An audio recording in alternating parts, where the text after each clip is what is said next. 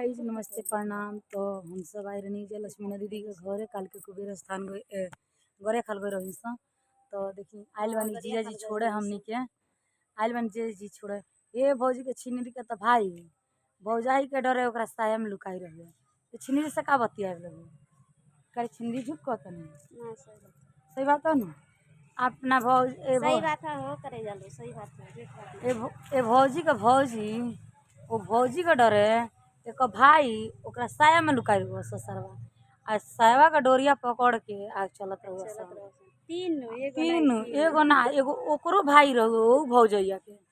तो देख सकता नहीं ऐसन ए तरिया ना करे के चाही।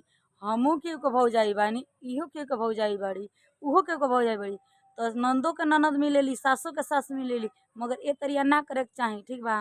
अगर जे कमी बाटे अगर जे हम छोड़तानी तो फिर भी कमी देखे के चाही। कमी दोनों आदमी में रहला तब देखल जाला न तो एगो कमी देख के ना छोड़ दिया जाला।